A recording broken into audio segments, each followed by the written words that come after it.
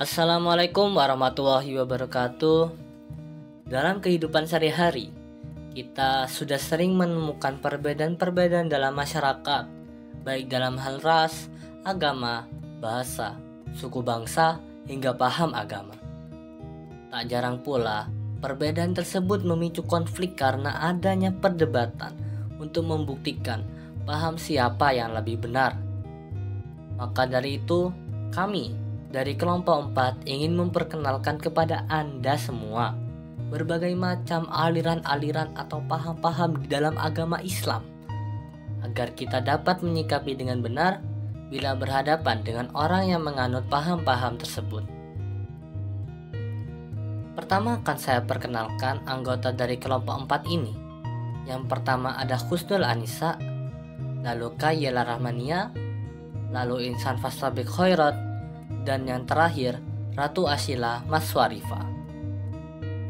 Dalam bab 2 ini dikelompokkan aliran-aliran kalam menjadi 8 subbab atau golongan. Yang pertama, aliran Khawarij. A. Sejarah Khawarij. Sejarah terbentuknya Khawarij pada masa kepemimpinan Rasulullah SAW, Abu Bakar, dan Umar. Kaum muslim masih bersatu padu. Baru pada akhir masa pemerintahan Utsman, kaum muslim mulai terpecah-pecah ditandai munculnya golongan Syiah. Perpecahan kaum muslim menjadi semakin parah pada masa kekhalifahan Ali. Ketika terjadi peristiwa Siffin, yaitu peperangan antara Ali melawan Muawiyah, Muawiyah menuntut agar diadakan tahkim, sehingga para pendukung Ali berbeda pendapat di antara mereka. Sebagian pendukung Ali mau menerima dan membujuk Ali agar menyetujui proses penyelesaian konflik tersebut secara damai. Alasannya, karena tujuan perjuangan mereka adalah menegakkan kalimat Allah. Namun sebagian lainnya menolak keras upaya perundingan itu. Alasannya, karena di balik itu semua ada siasat licik dan tipu daya yang sengaja dimainkan oleh Muawiyah dan para pengikutnya. Mengingat pasukan mereka telah terdesak dan hampir menuai kekalahan, setelah melalui perdebatan dan negosiasi panjang, akhirnya Ali menerima proses perundingan. Dengan begitu, sebagian kaum yang menolak keputusan Ali bin Abi Thalib tersebut dikenal dengan istilah Khawarij. B. Sekte Khawarij dan doktrin ajarannya. Yang pertama, Al-Muhakimah atau Khawarij asli. Al-Muhakimah berasal dari semboyan mereka, la hukma illa lillah, yang berarti menetapkan hukum itu hanyalah hak Allah, merujuk pada Quran Surah Al-An'am ayat 57. Mereka menolak tahkim karena dianggap bertentangan dengan Quran Surat Al-Hujurat ayat 9 yang menyuruh memerangi kelompok pembangkang sampai mereka kembali ke jalan Allah Subhanahu wa Ta'ala. Yang kedua, Al-Azariqah.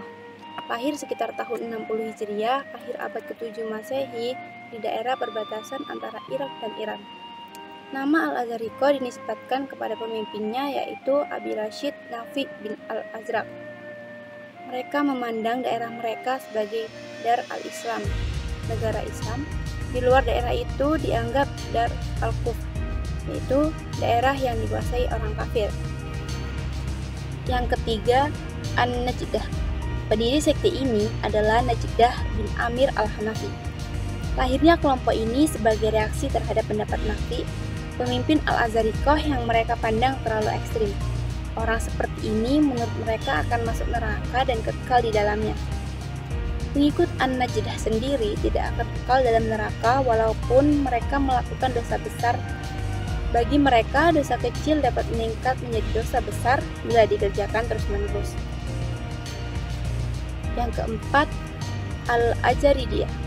Pendiri sekte ini adalah Abdul Karim bin Ajarat. Dibandingkan dengan Al-Azariqah, doktrin teologi kaum Al-Ajaridiyah jauh lebih moderat. Mereka berpendapat bahwa tidak wajib berziarah ke wilayah mereka seperti yang diajarkan Nafi. Tidak boleh merampas harta dalam peperangan kecuali harta orang yang sudah mati terbunuh. Dan tidak dianggap musyrik anak-anak yang masih kecil. Bagi mereka, Al-Quran tidak layak memuat cerita percintaan seperti yang terkandung dalam surat Yusuf. Karena itulah surat Yusuf dipandang bukan bagian dari Al-Quran. Yang keenam, As-Sufriyah.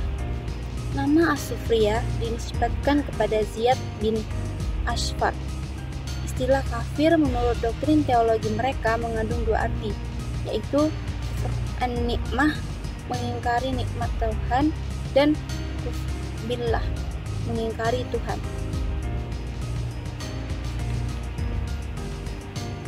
Yang keenam, Al-Abadiyah.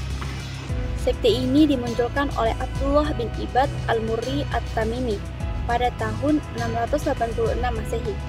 Doktrin teologi yang terpenting antara lain bahwa orang Islam yang berdosa besar tidak dikatakan mukmin, melainkan muwahhid. Orang yang dimaksud adalah kafir nikmat yang tidak membuat pelakunya keluar dari agama Islam. Sekte Al-Ibadiyah dianggap sebagai golongan yang paling moderat dalam aliran Khawarij. Yang kedua, aliran Syiah. A. Sejarah Syiah. Syiah menurut bahasa berarti sahabat atau pengikut. Dalam kajian ilmu kalam, kata Syiah lebih spesifik ditunjukkan kepada orang-orang yang menjadi pengikut atau pendukung Ali bin Abi Thalib. Munculnya aliran Syiah tidak dapat dipisahkan dari tokoh-tokoh kontroversial yang bernama Abdullah ibnu Saba.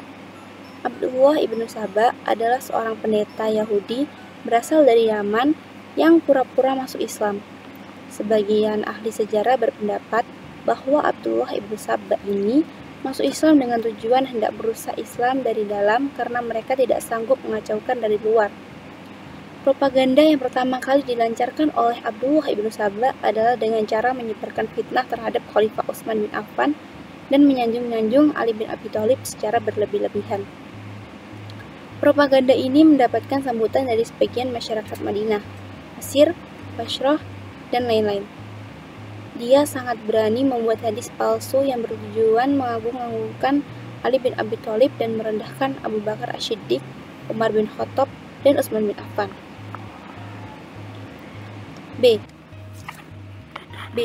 Propaganda Abdullah ibnu Saba. Yang pertama, Al-Wisoyah.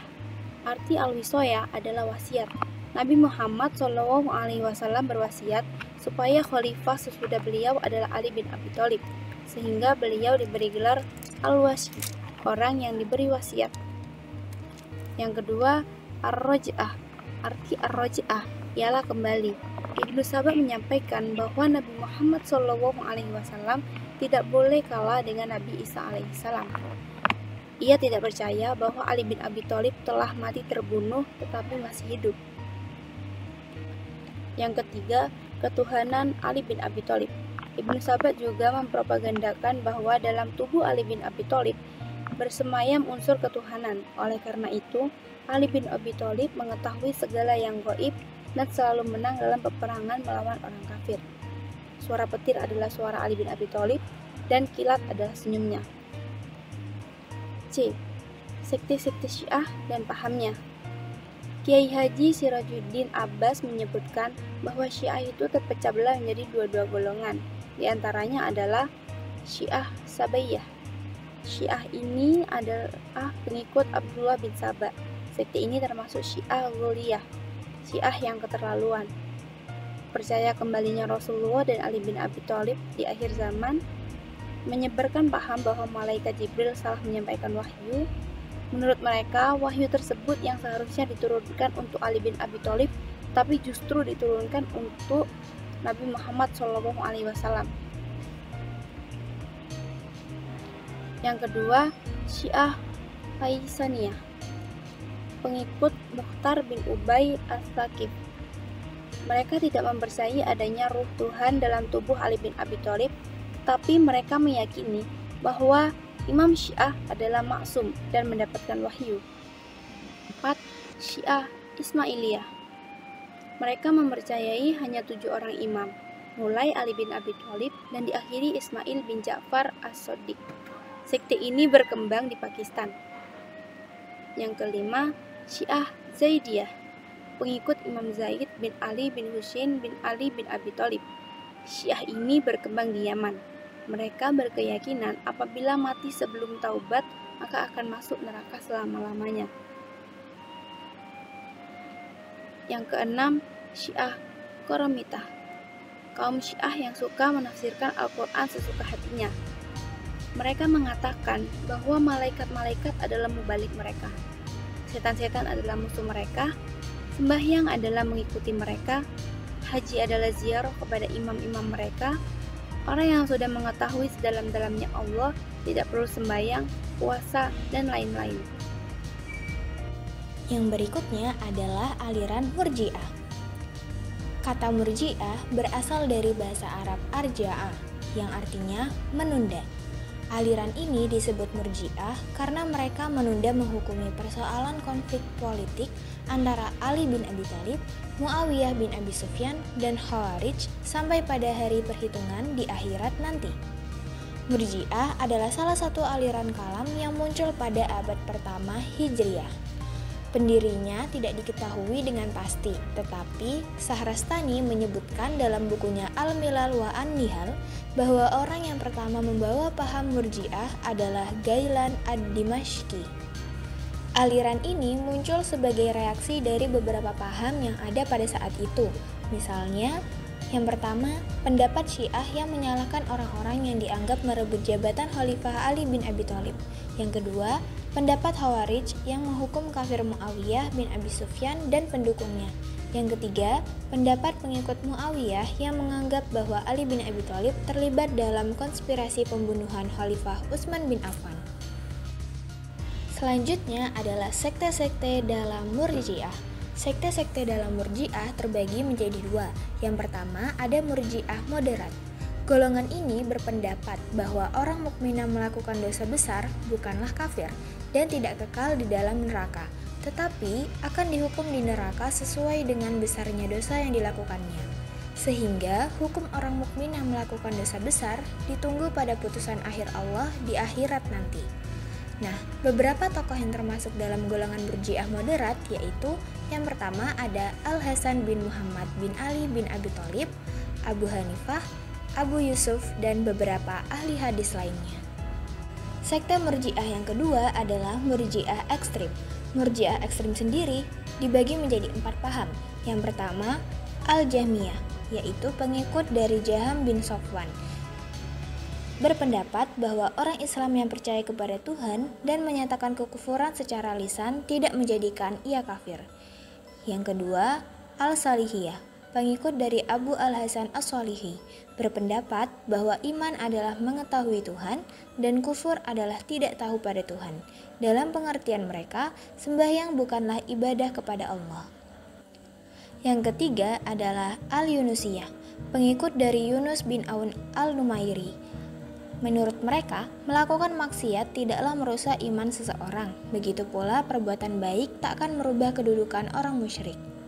Yang keempat, Al-Hosaniyah, pengikut dari Hosaniyah Ghossan Al-Kufi. Menurut paham ini, iman seseorang tetap akan ada selama-lamanya, bahkan jika orang tersebut melakukan hal-hal yang bisa mengeluarkannya dari Islam. Murji'ah dianggap berbahaya oleh Harun Nasution karena akan membawa pada sikap yang memperlemah ikatan-ikatan moral masyarakat yang dapat mentolerir penyimpangan dari norma-norma akhlak yang berlaku. Aliran yang berikutnya adalah aliran Jabariyah. Aliran ini muncul dari sikap skeptis atau meragukan sesuatu terhadap situasi politik pada masa pemerintahan Muawiyah bin Abi Sufyan. Sikap itu kemudian dirumuskan ke dalam pemikiran teologi bahwa semua perbuatan manusia merupakan wujud kehendak Allah. Karena doktrin teologi tersebut sangat menguntungkan bagi Muawiyah yang sedang memegang tampuk kekuasaan, dipolitisasilah doktrin tersebut untuk melegitimasi aksi politiknya. Paham ini pertama kali dilontarkan oleh Ja'ad bin Dirham yang kemudian dikembangkan oleh Jahm bin Safwan. Selanjutnya adalah doktrin dari ajaran Jabariyah. Menurut aliran Jabariyah, manusia tidak mempunyai kemampuan untuk mewujudkan perbuatannya dan kemampuan untuk memilih. Segala gerak dan perbuatan manusia pada hakikatnya adalah dari Allah semata, sehingga aliran ini dikatakan fatalism atau predestination. Meskipun demikian, manusia akan tetap mendapatkan pahala dan siksa dari segala perbuatannya. 5. Aliran Qadariyah. Latar belakang utama dari munculnya aliran ini adalah persoalan politik. Muawiyah bin Abu Sufyan sangat gencar mendelegitimasi pemerintahan Ali bin Abi Thalib. Bahkan setelah Ali bin Abi Thalib meninggal, Muawiyah tetap menggunakan berbagai cara untuk melemahkan pengaruh keluarga Ali bin Abi Thalib, seperti mencaci maki mendiang dalam setiap kesempatan ia berpidato. Para ulama yang soleh banyak yang tidak setuju dengan gaya politik Muawiyah, sehingga muncullah Ma'bad al-Jauhani dan Ghailan ad-Dimashqi yang melontarkan kritik kepada Muawiyah dengan pendekatan teoritis yang kemudian dikenal sebagai paham Qadariyah. Selanjutnya, doktrin ajaran Qadariyah. Menurut Qadariyah, manusia memiliki tanggung jawab untuk menegakkan kebenaran dan kebaikan serta menghancurkan kezaliman. Sehingga aliran ini dinamakan free will and free act. Ghailan ad-Dimashqi terus menyebarkan paham tersebut sambil melontarkan kritiknya terhadap pemerintahan Bani Umayyah, sehingga ia sering keluar masuk penjara dan pada akhirnya dihukum mati pada masa pemerintahan Hisham bin Abdul Malik. Namun, sebelum dijatuhi hukuman mati, diadakan perdebatan antara Ghailan dengan Al-Auza'i yang dihadiri oleh Hisham bin Abdul Malik tentang otoritas manusia dalam menciptakan perbuatan. Bagi Ghailan, kemampuan berbuat yang diberikan oleh Tuhan itu kemudian menjadi milik manusia sendiri untuk digunakan melakukan berbagai perbuatan. Kalau mereka gunakan untuk melakukan perbuatan baik, mereka akan memperoleh kebahagiaan, dan sebaliknya, kalau mereka gunakan untuk melakukan perbuatan buruk, maka mereka harus mempertanggungjawabkan semua perbuatannya itu. Inilah yang disebut dengan konsep keadilan Tuhan. Allah Subhanahu wa taala berfirman dalam Quran surat Kahfi ayat 29. Faman syaa'a falyu'min wa man syaa'a falyakfur. Maka barang siapa yang menghendaki ia beriman, maka berimanlah dia, dan siapa yang menghendaki ia kufur, maka biarlah dia kufur. 6. Aliran Mu'tazilah. Lahirnya aliran Mu'tazilah tidak terlepas dari perkembangan pemikiran ilmu kalam sebelumnya. Aliran ini berasal dari tanggapan Wasil bin Atha di Basrah terhadap pemikiran Khawarij tentang pelaku dosa besar. Wasil menyatakan bahwa pelaku dosa besar bukan mukmin atau kafir, melainkan orang fasik. Wasil kemudian memisahkan diri dari jamaah Hasan al-Basri. Cara pemikiran aliran ini cenderung menggunakan pendekatan berpikir filsafat. Aliran Mu'tazilah sempat dijadikan sebagai aliran resmi pada masa pemerintahan Daulah Bani Abbasiyah, yaitu pada masa pemerintahan Al-Ma'mun 198-218 Hijriah, Al-Mu'tasim 218-227 Hijriah, dan Al-Wasiq 227-232 Hijriah, dan berakhir pada masa Al-Mutawakkil 234 Hijriah. Sehingga pengaruh aliran Mu'tazilah menjadi lemah dan diganti dengan aliran Asy'ariyah dan Maturidiyah yang dikenal dengan Ahlussunnah wal Jamaah. B. Pokok ajaran Mu'tazilah. Ajaran Mu'tazilah dituangkan dalam Al-Usul Al-Khamsah, 5 dasar ajaran, yaitu At-Tauhid, lalu Al-Adlu, lalu Al-Wa'du Al-Wa'id, lalu Al-Manzilah Bainal Manzilatain, dan yang terakhir Amar Ma'ruf Nahi Mungkar. Yang pertama, Tauhid. Di dalam Tauhid, mereka mengingkari sifat-sifat Allah Subhanahu wa taala. Lalu Al-Quran menurut mereka adalah makhluk atau baru. Dan yang terakhir, Allah di akhirat kelak tidak dapat dilihat oleh panca indera manusia. Selanjutnya, keadilan Allah Subhanahu wa taala. Doktrin teologi Mu'tazilah yang berkaitan dengan keadilan adalah Tuhan tidak menghendaki keburukan tidak menciptakan perbuatan manusia. Allah akan memberikan balasan kepada manusia sesuai dengan apa yang diperbuat mereka. Apabila berbuat baik, maka akan diberi balasan pahala, dan sebaliknya, apabila berbuat buruk, maka akan mendapatkan dosa dan siksa. Ketiga, janji dan ancaman. Mu'tazilah berpendapat bahwa Allah Subhanahu wa Ta'ala tidak akan mengingkari janjinya, memberi pahala kepada orang Muslim yang berbuat baik, dan menimpakan azab kepada yang berbuat dosa. D. Posisi di antara dua posisi. Menurut pendapat mereka, seorang Muslim yang mengerjakan dosa besar, ia tergolong bukan mukmin, tetapi juga tidak kafir, melainkan menjadi orang fasik. Jadi, kefasikan merupakan tempat tersendiri antara kufur dan iman. Dan yang terakhir, amar ma'ruf nahi mungkar.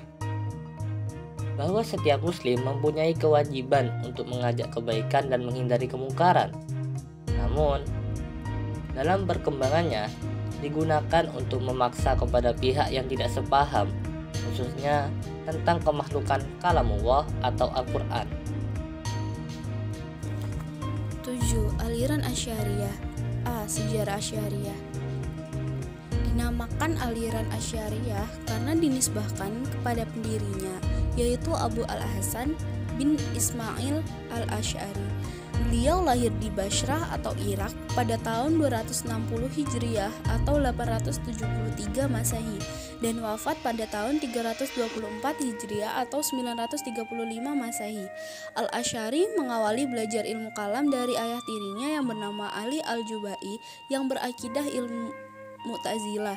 Dengan demikian, maka Al-Asy'ari mempunyai paham yang sama dengan gurunya, yaitu Mu'tazilah, sehingga sampai suatu saat terjadilah dialog atau debat yang serius antara Al-Asy'ari dengan Al-Jubai.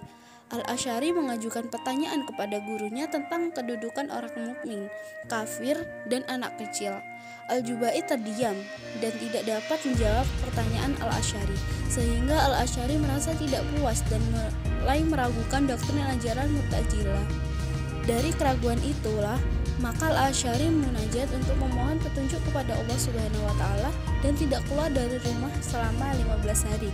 Setelah hari ke-15, kemudian ia pergi ke Masjid Bashrah untuk mengumumkan keteguhannya dalam meninggalkan aliran Mu'tazilah. Aliran teologinya disebut dengan Ahlus Sunnah wal Jamaah karena lebih banyak menggunakan Al-Sunnah dalam merumuskan doktrin kalamnya dan memperoleh pengikut yang cukup besar atau wal jamaah dari kalangan masyarakat karena kesulitan mengikuti pemikiran dalam aliran Mu'tazilah yang menggunakan corak pemikiran filsafat yang rumit. B. Pokok-pokok ajaran Asy'ariyah. 1. Sifat Tuhan.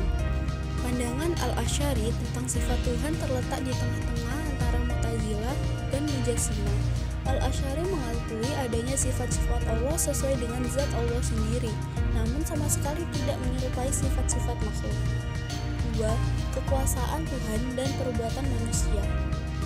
Pendapat Al-Asy'ari dalam soal ini juga di tengah-tengah antara Jabariyah dan Mu'tazilah. Al-Asy'ari mengatakan bahwa manusia tidak berkuasa menciptakan sesuatu, tetapi berkuasa karena memperoleh qadz dari Allah. 3. Keadilan Tuhan. Menurut Al-Asy'ari, Tuhan tidak mempunyai kewajiban apapun untuk menentukan tempat manusia di akhirat, sebab semua itu merupakan kehendak mutlak Tuhan sebab Tuhan Maha Kuasa atas segalanya. 4. Melihat Tuhan di akhirat. Paham ini berlawanan dengan paham Asy'ariyah yang berpendapat bahwa Tuhan akan dilihat oleh penduduk surga oleh hamba-hambanya yang saleh yang banyak mengenal Tuhan ketika hidup di dunia. Secara akliah, setiap yang ada atau wujud dapat dilihat. Tuhan itu ada maka bisa dilihat. Selanjutnya aliran Maturidiyah. Yang pertama, Maturidiyah Samarkand. Sejarahnya yaitu nama aliran Maturidiyah diambil dari nama pendirinya yaitu Abu Mansur Muhammad bin Muhammad. lahir di Maturid dan meninggal dunia pada tahun 333 Hijriah. Salah satu guru Al-Maturidi adalah Nasr bin Yahya Al-Bahi.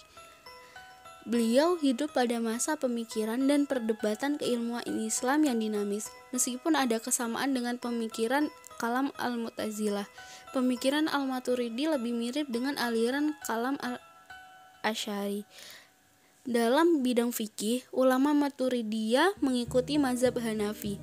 Al-Maturidi dan Al-Asy'ari mempertahankan i'tiqad al-husna wal jamaah. Abu Mansur Al-Maturidi juga seorang penulis produktif yang menulis banyak buku di berbagai bidang keilmuan Islam. Beberapa kitab yang berhasil ditulisnya diantaranya adalah 1. Kitab Ta'wilat Al-Quran atau Ta'wilat Al-Sunnah Tafsir. 2. Kitab Ma'had Al-Syariah atau Usul Fikih.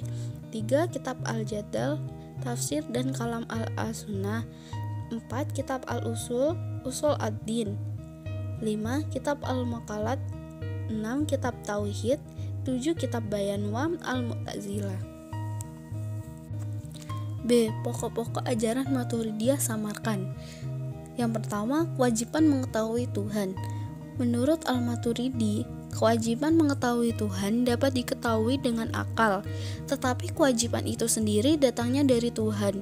Pendapat Al-Maturidi tersebut mirip dengan pendapat Mu'tazilah, tetapi aliran Mu'tazilah mengatakan bahwa pengetahuan Tuhan itu diwajibkan oleh akal. 2.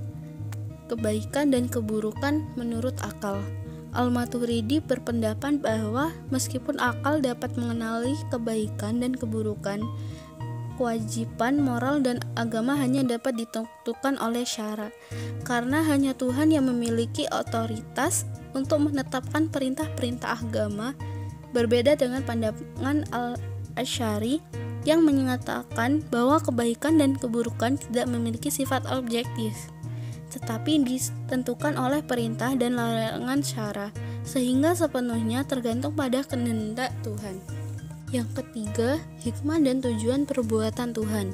Menurut aliran Asy'ariyah, segala perbuatan Tuhan tidak dapat dipertanyakan atau dijelaskan dengan hikmah atau tujuan, sedangkan menurut Mu'tazilah sebaliknya.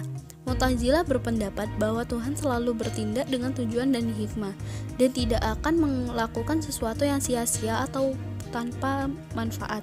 Al-Maturidi mengakui bahwa perbuatan Tuhan memang mengandung hikmah, baik dalam penciptaan maupun perintah dan larangannya.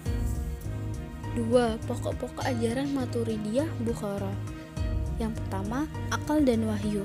Menurut Al-Bazawi, mengetahui Tuhan dan mengetahui yang baik dan yang buruk dapat diketahui melalui akal, sedangkan kewajiban berterima kasih kepada Tuhan serta kewajiban melaksanakan yang baik serta meninggalkan yang buruk hanya dapat diketahui melalui wahyu.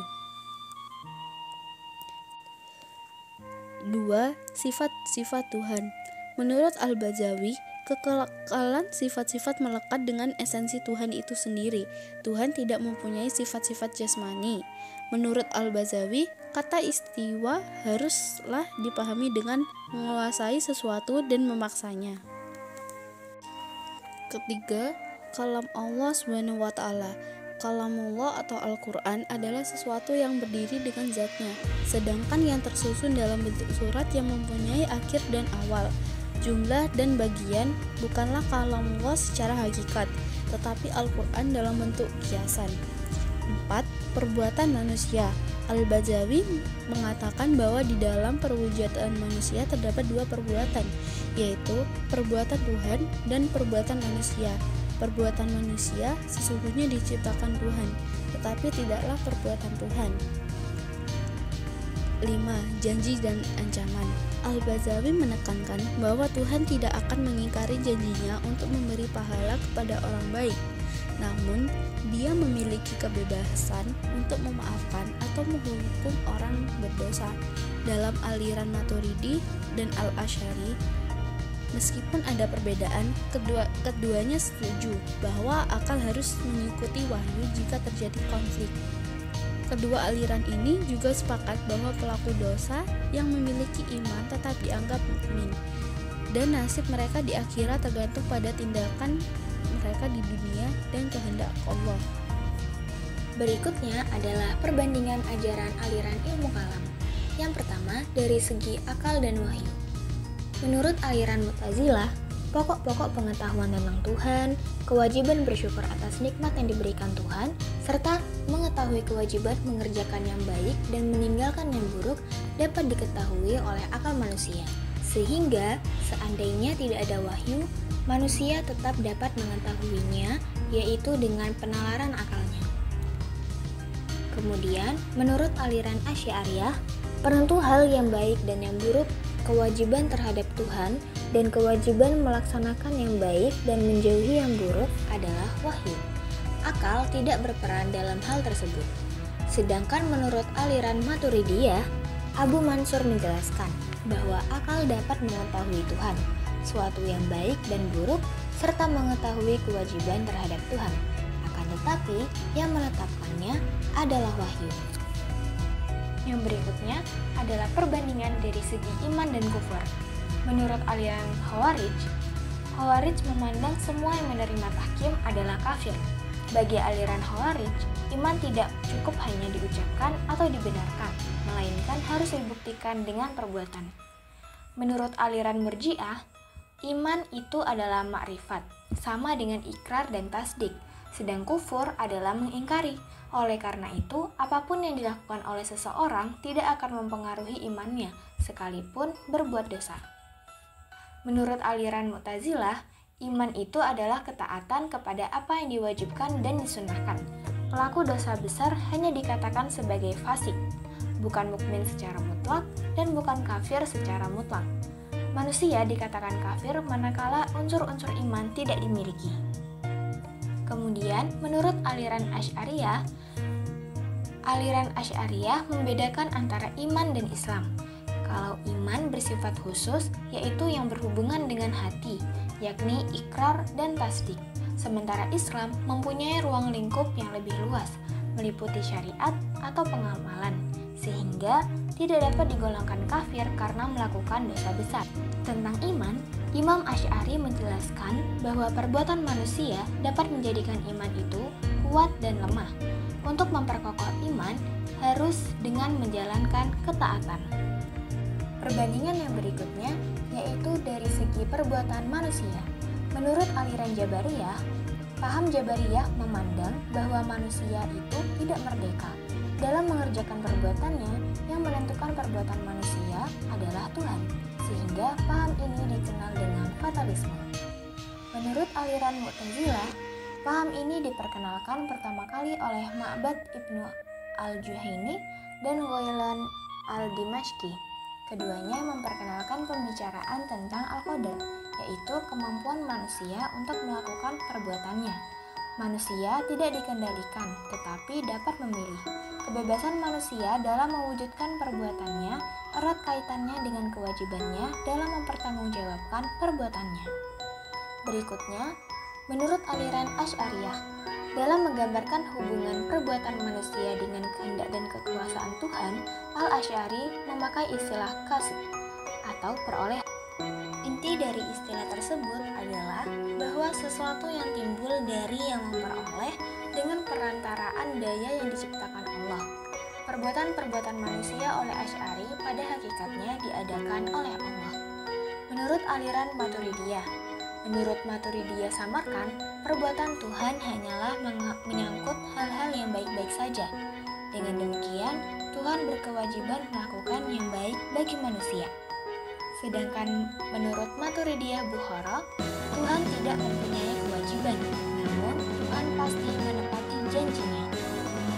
Selanjutnya adalah perbandingan dari segi kehendak mutlak dan keadilan Tuhan. Menurut aliran Mu'tazilah sepakat bahwa manusia mampu menciptakan perbuatannya baik dan buruk. Paham ini didasari oleh paham mereka tentang keadilan Allah. Manusia diberi kehendak untuk memilih perbuatan yang diinginkannya, dan atas perbuatannya itulah maka Tuhan memberikannya imbalan, pahala, atau siksa sesuai dengan ancamannya. Sedangkan menurut aliran Asy'ariyah, Aliran Asy'ariyah menyatakan bahwa Allah mempunyai kekuasaan mutlak dan tidak tunduk kepada siapapun. Kekuasaan mutlak Allah tidak dapat dibatasi oleh kebebasan manusia. Kaum ini berpendapat bahwa manusia tidak bebas berbuat dan berkehendak.